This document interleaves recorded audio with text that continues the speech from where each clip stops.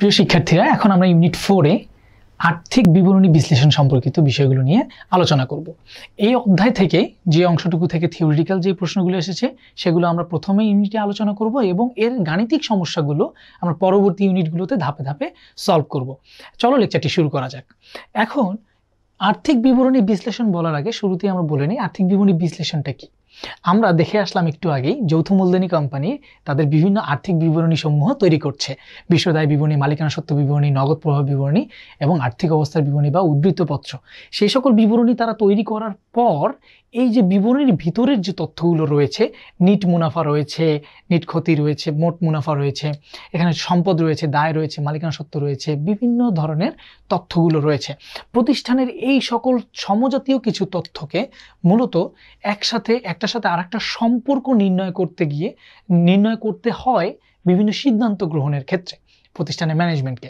তো সেক্ষেত্রে প্রতিষ্ঠানের যারা উচ্চপদস্থ কর্মকর্তা রয়েছেন তারা সিদ্ধান্ত গ্রহণের ক্ষেত্রে মূলত আর্থিক বিবরণীকে তারা এই বিভিন্ন সমজাতীয় বা সম্পর্কযুক্ত তথ্যগুলোকে বিশ্লেষণ করে এবং বিশ্লেষণ করে বিভিন্ন সিদ্ধান্ত গ্রহণ করে।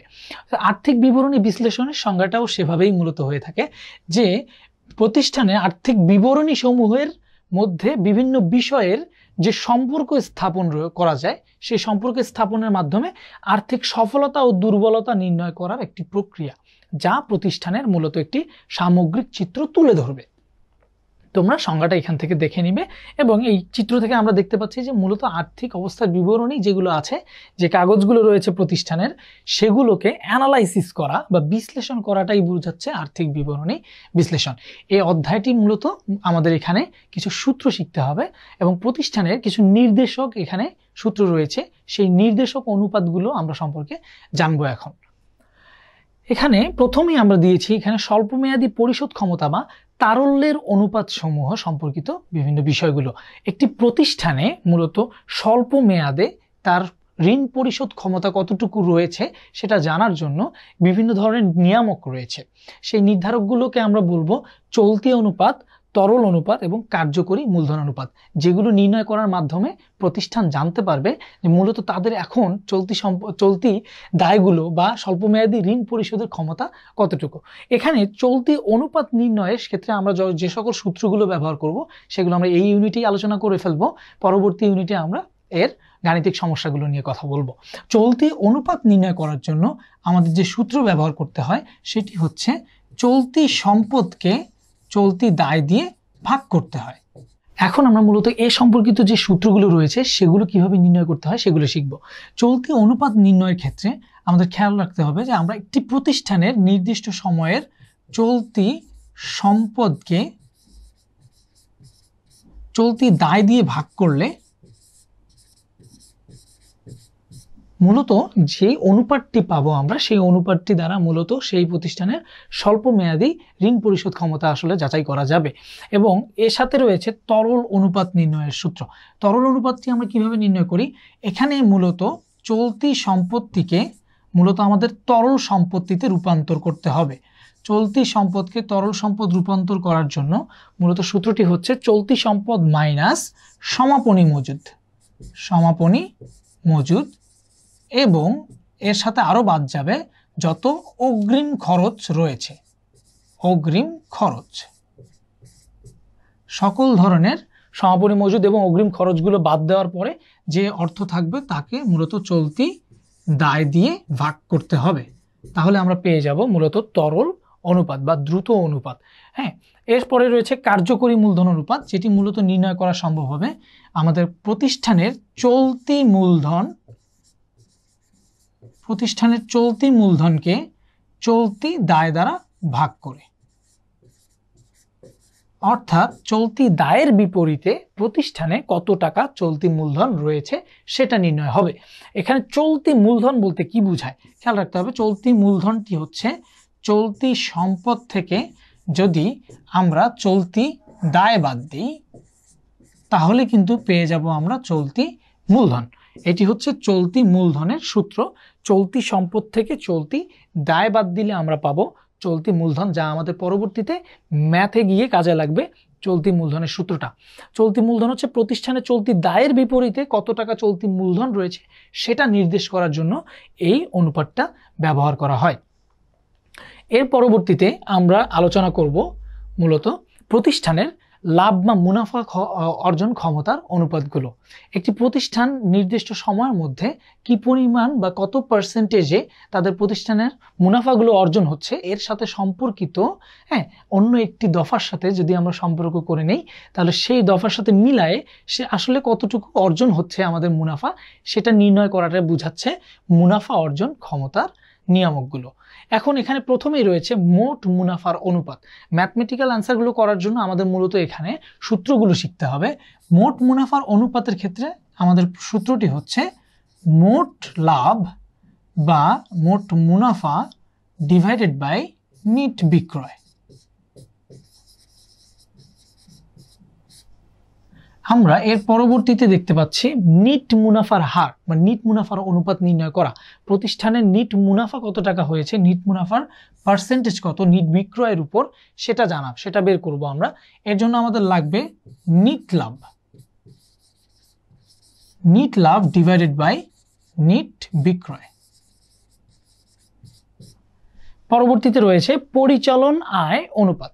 পরিচালন আয় নিট বিক্রয়ের কত পার্সেন্টেজ সেই অনুপাত নির্ণয় করব বা পার্সেন্টেজে অ্যান্সারটা আসবে, সেই পার্সেন্টেজ নির্ণয় করাটা আমরা মূলত পরিচালন আয় অনুপাত থেকে পাবো।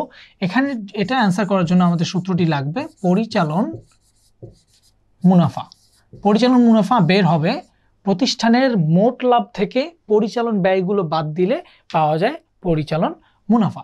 পরিচালন মুনাফাকে আমরা মূলত নিট বিক্রয় দিয়ে ভাগ করব, তাহলে আমরা এখানে পরিচালন মুনাফার অনুপাতটি পেয়ে যাব। এরপর হচ্ছে মোট সম্পত্তির উপর আয়ের হার। মোট সম্পত্তি অনুযায়ী আমাদের কতটুকু আয় হচ্ছে সেই সংক্রান্ত আমরা এখানে মূলত তথ্যটি পাব। এটি নির্ণয় করতে আমাদের প্রয়োজন প্রথমে নিট লাভ, নিট লাভকে মূলত মোট সম্পত্তি দিয়ে ভাগ দিতে হবে। মোট সম্পত্তি, নিট লাভকে মোট সম্পত্তি দিয়ে ভাগ দিলে আমরা পেয়ে যাব মোট সম্পত্তির উপর আয়ের হার। এরপর রয়েছে বিনিয়োজিত মূলধনের উপর আয়ের হার। বিনিয়োজিত মূলধনের উপর আয়ের হার আমাদের প্রশ্নটিতেই মূলত সূত্র বলে দেওয়া আছে, বিনিয়োজিত মূলধনের উপরে আয়ের হার। তাহলে উপরে হচ্ছে আয় অর্থাৎ নিট লাভ বা নিট আয় বা নিট মুনাফা, নিচে হচ্ছে বিনিয়োজিত মূলধন।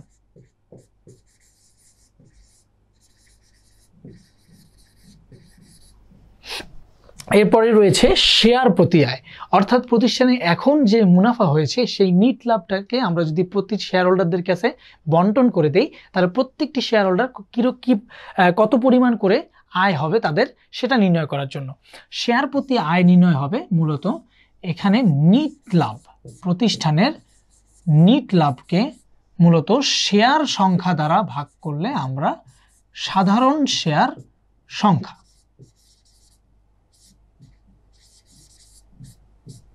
খেয়াল রাখতে হবে সাধারণ শেয়ারের সংখ্যা দিয়ে আমরা মূলত নিট লাভকে যদি ভাগ করে ফেলতে পারি তাহলে চলে আসবে শেয়ার প্রতি প্রত্যেকটা শেয়ার হোল্ডার কত টাকা করে আয় করছে। আমরা এখন মূলত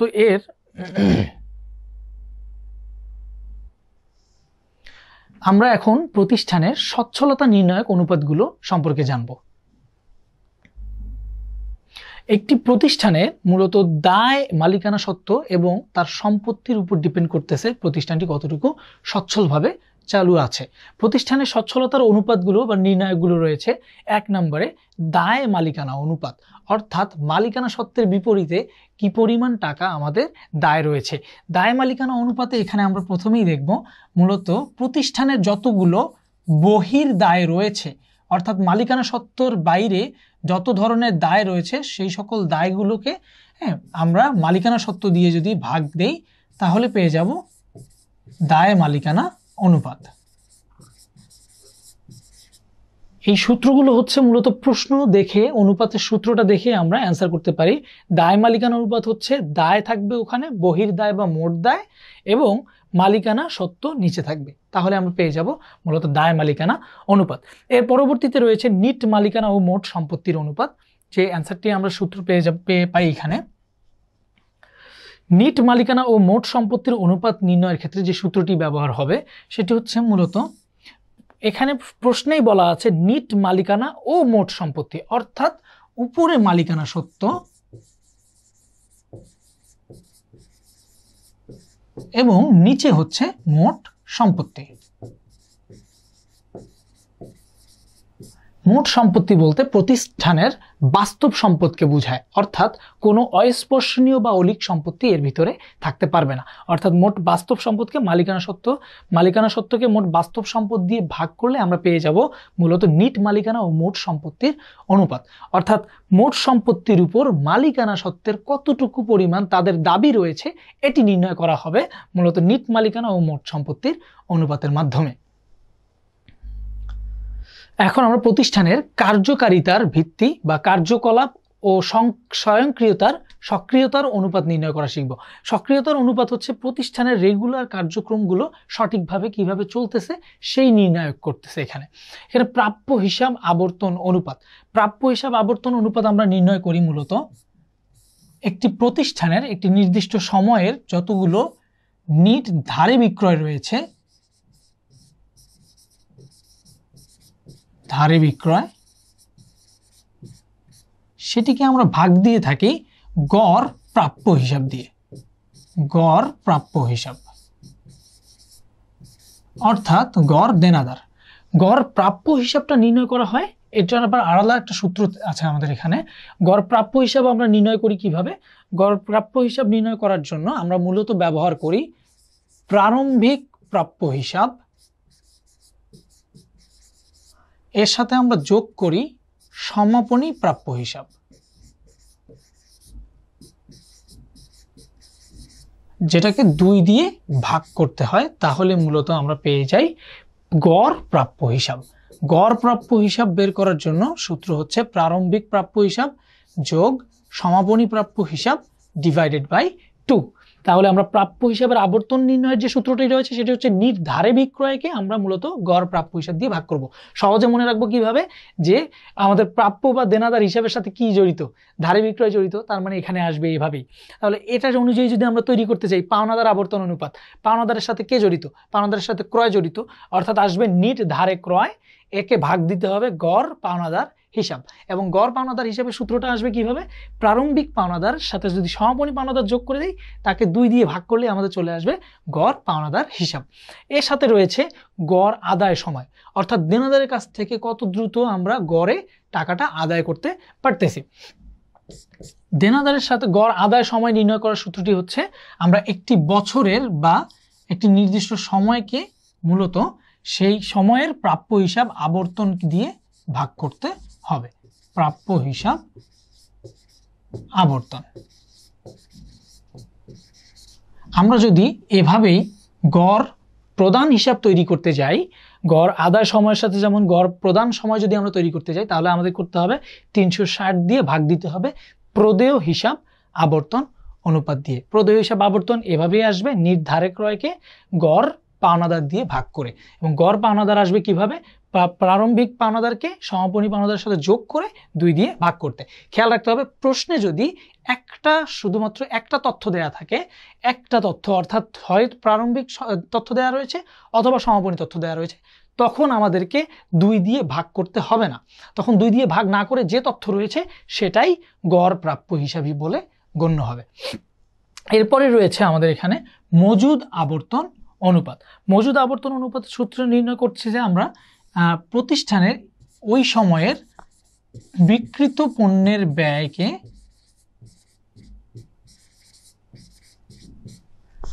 পণ্যের ব্যয়কে গড় মজুদ দিয়ে ভাগ করতে হবে। গড় মজুদ, খেয়াল রাখতে হবে এখানে গড় মজুদটা মূলত গড় প্রাপ্য হিসাবের মতোই সেম। গড় মজুদের বিষয়টা হচ্ছে একদম সেভাবেই। গড় মজুদ যদি আমরা খেয়াল করি, আমাদের প্রতিষ্ঠানের প্রারম্ভিক মজুদ এর সাথে যোগ করতে হবে সমাপনী মজুদ, যোগ করে 2 দিয়ে ভাগ করতে হবে, তাহলে মূলত বের হবে গড় মজুদ। খেয়াল রাখতে হবে প্রশ্নে যদি যে কোনো একটা মজুদ দেওয়া থাকে তাহলে সেই মজুদটাই মূলত আমাদেরকে লিখতে হবে, এর বাইরে আমাদের গড় মজুদ তখন আলাদা করে তৈরি করতে হবে না। এরপরে রয়েছে মোট সম্পত্তির আবর্তন অনুপাত। মোট সম্পত্তির আবর্তন অনুপাতটা তুলনামূলকভাবে গুরুত্বপূর্ণ। এখানে মূলত একটি বের হবে নিট বিক্রয় থেকে, নিট বিক্রয় আমরা মোট সম্পত্তির আবর্তন অনুপাতটা নির্ণয় করব নিট বিক্রয়কে মোট সম্পত্তি দ্বারা ভাগ করে। একটি ওই প্রতিষ্ঠানের নিট বিক্রয়কে মোট সম্পদ দ্বারা ভাগ করব, মোট সম্পদ। খেয়াল রাখতে হবে মোট সম্পত্তির উপর নিট মুনাফার হার যদি বলা থাকে তাহলে সূত্র হবে নিট মুনাফা ডিভাইডেড বাই মোট সম্পদ, কিন্তু যদি বলা হয় মোট সম্পদের আবর্তন অনুপাত তাহলে অ্যান্সার হচ্ছে নিট বিক্রয় ডিভাইডেড বাই মোট সম্পদ, অর্থাৎ সম্পত্তি দ্বারা মোট আসলে কিভাবে ব্যবসাটা সক্রিয়ভাবে চলতেছে সেটি নির্ণায়ক এখানে। প্রিয় শিক্ষার্থীরা, আমরা পরবর্তী ইউনিটে এই সংক্রান্ত বিষয়গুলো আর্থিক বিবরণী বিশ্লেষণ সংক্রান্ত বিষয়গুলোর গাণিতিক সমস্যাগুলো নিয়ে আলোচনা করব।